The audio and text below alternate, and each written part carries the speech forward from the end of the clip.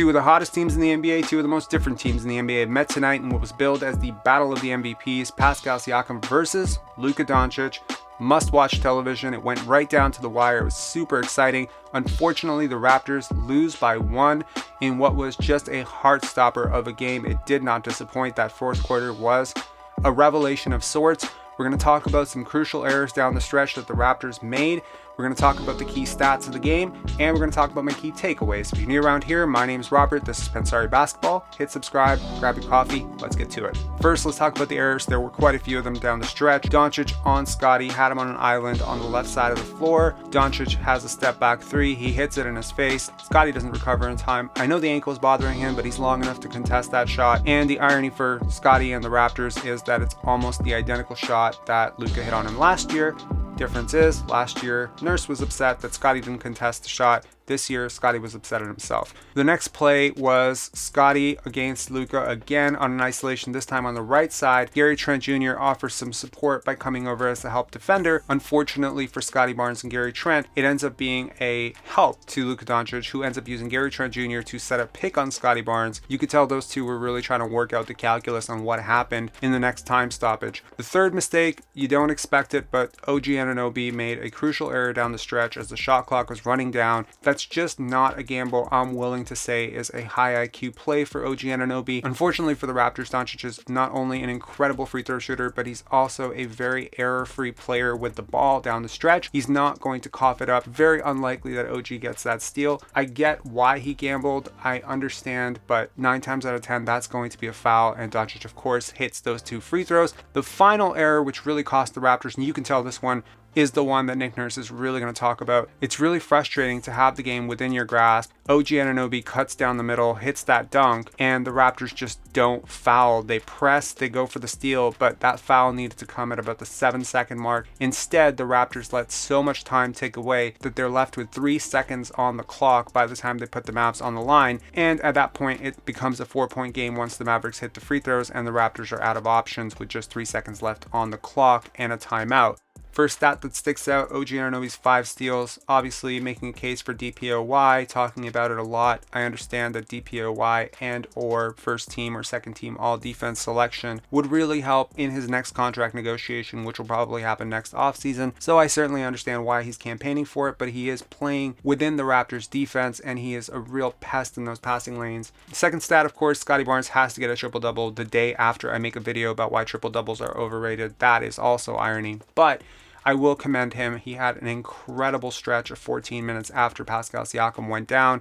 He was gassed, he was winded, he was picking up full court, running the Raptors offense. It was really a beautiful thing to watch. You can tell that ankle is really bothering him. Like, I can tell, I watch him, I know Scottie, like, I know that that ankle is absolutely bothering him. He's grimacing in between timeouts. So I really hope that it's nothing too serious or something that's just going to sort of go away with time, but I really hope that he doesn't push it. You can tell on defense, on offense, that he just wasn't quite himself tonight, but he tried to pull it together in the absence of both Fred VanVLEET and Pascal Siakam. Tough shooting night for Gary Trent Jr. These will happen, unfortunately. 1 for 7 from 3. Scottie Barnes, the sole Raptor who was positive in the plus-minus department with a +1.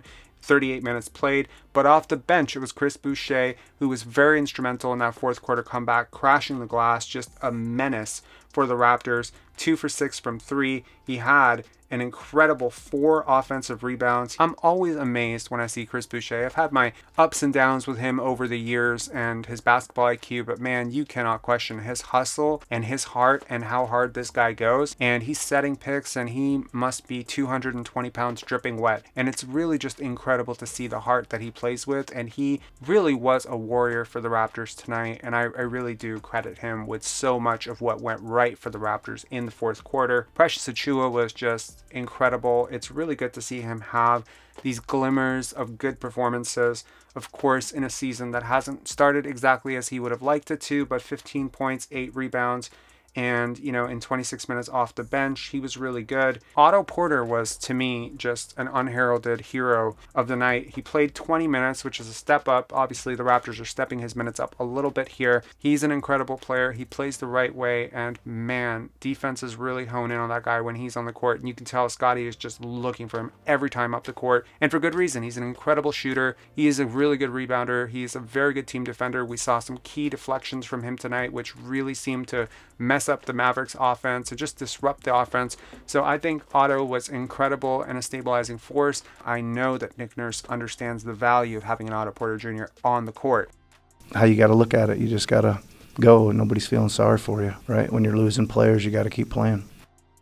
On the other side, for the Dallas Mavericks, of course, Luka Doncic with 35 points on 15 shots is just incredible efficiency. Hearing those MVP chants in Dallas is just haunting. Looking at how good this guy is right now is just, if you're a fan of basketball, you should be a fan of Luka Doncic. The way he plays the game is just incredible. The fact that the Raptors pulled it within one is frankly a miracle.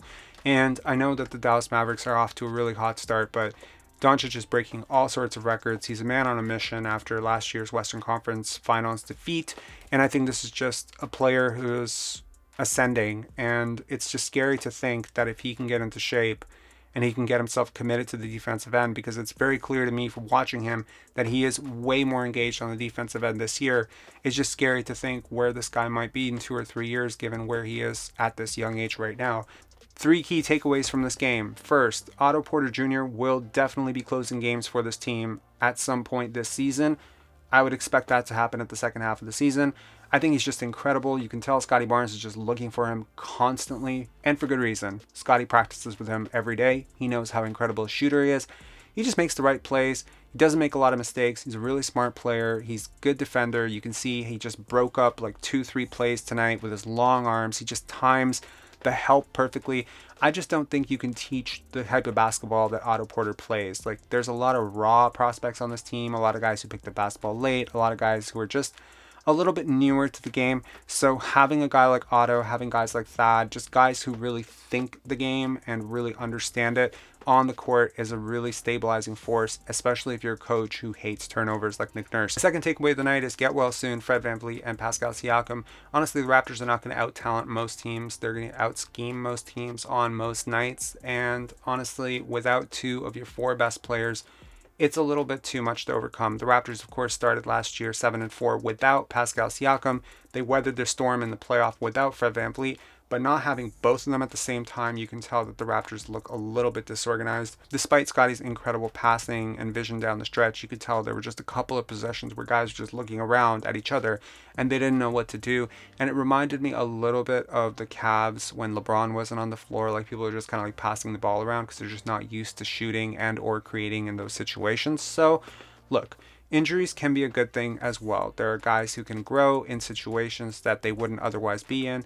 Scottie was, of course, forced to be a first option, probably for the first time in his NBA career down the stretch. And I think he performed as admirably as you could have hoped for him, obviously. But again, not having Siakam on the court, not having Fred VanVleet on the court, it just shrinks the floor. And the Dallas Mavericks really packed the paint. They played a ton of zone, and they weren't picking up fouls because the Raptors just couldn't shred them. So, look, there aren't a lot of creators in this Raptors offense. To be missing 2 of the 3 or 4 that you have it's a lot to overcome. So if this is an ongoing thing for the Raptors, I don't think they'll be better off for it. But again, injuries can put people in positions to do things that they're not used to doing. Hopefully this means that OG Anunoby and Scottie Barnes can step up. Maybe this means an expanded role for Precious Achiuwa. Maybe, we see a little bit more playmaking from Gary Trent Jr. I don't know. My third takeaway of the night is expect a second season push again for the Toronto Raptors. What I mean by this, of course, is that the Raptors are in evaluation mode right now. They're trying to see what they have in Christian Koloko. They may still be on the trade market for either Shai Gilgeous-Alexander or Kevin Durant, and I'm going to keep my thoughts to myself on who will definitely obviously be going out the other way in that package. However, I do think that the Raptors have this evaluation period where they're able to see who they have in these players after an offseason of development. Who is Scottie Barnes? Who is Gary Trent Jr.? We've seen a lot of improvement from a lot of Raptors this year. We've seen OG take another step defensively. We've seen Scottie take another step offensively. Pascal Siakam has taken a huge step forward offensively. So there's a lot of players on this team who are fundamentally different players than they were last year. Seeing how all of that fits, seeing how Thad and Otto fit into this. But expect that in the second half of the season that Thaddeus Young and Otto Porter Jr. are going to be a really big part. Now, barring any trades, here's my prophecy and or takeaway for what I expect to happen in the second half of the season. I expect that Thaddeus Young and Otto Porter Jr., like they did tonight, are going to share the floor a lot with Pascal Siakam, Scottie Barnes, and OG Anunoby. I think that that five-man unit provides something for the Raptors that they haven't had in a long time, which is balance. And Otto, OG, it just provides a lot of shooting. There's a lot of creation on the court with that five-man lineup, especially if Scottie can keep progressing as a shooter, if Pascal can progress as a shooter. I think there's just so much to like about that five-man unit. Also, the IQ. You play three of your smartest players together at the same time, good things are going to happen. And I think that that will also allow some of the bench woes to go away, because then you can stagger some of those very highly productive bigs like Chris Boucher and Precious Achiuwa, but this time with Gary Trent and Fred VanVLEET off the bench. So I'm not suggesting that Thad and Otto will start, and I'm not suggesting Gary Trent Jr. and Fred VanVLEET will go to the bench. What I am saying, however, is that Nick Nurse may choose to split up his starters in terms of minutes distribution, where three guys go to the bench really quickly and play with a different group of guys. And I think that that'll provide a lot more balance, because I think if you're a Raptor fan, you've probably noticed that there's too much of a good thing in the starting lineup. There's a lot of guys just kind of like, hey, give me the ball, give me the ball. Well, I think that lineup will change that, especially with the load usage uptick that Pascal has taken. I think that playing with guys who don't need the ball as much, like Thaddeus Young and Otto Porter Jr., will really open up the offense for OG Anunoby, Pascal Siakam, and Scottie Barnes. And I think that playing with traditional bigs who set picks and roll to the basket and crash the glass and run in transition, like Chris Boucher and Precious Achiuwa, is going to do wonders, I think, for Fred VanVLEET and or Gary Trent Jr. So I would like to see those lineups split, and I do think, barring a trade, that that's going to happen in the second half of the season.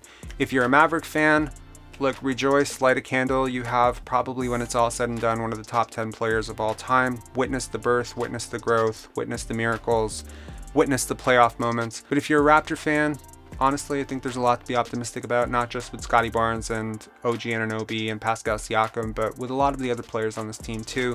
I think this is a really fun group. I think it's a really good group of guys, and I really am looking forward to seeing what they're going to do next. If you are a fan of deeper basketball insights and just thinking basketball in general, be sure to check out my video breakdowns of Scottie Barnes and Christian Koloko, in which I break down specific plays and really dissect how these two players see the court, both offensively and defensively. I think it's really riveting, and if you're really interested in basketball, I think you'll get a lot out of it. Of course, if you are really interested in box score analytics and basketball in general, be sure to check out the original documentary we just dropped 2 days ago by this time when this video comes out, and I think that you'll get a lot out of it. It's a lot of information packed into 15 minutes. Be sure to watch it twice if you missed something. I hope I've earned your subscription. If I haven't, let me know in the comments below why I haven't, so that hopefully I can earn it next time. And be sure to hit like, subscribe, and all that good stuff. See you next time. Peace.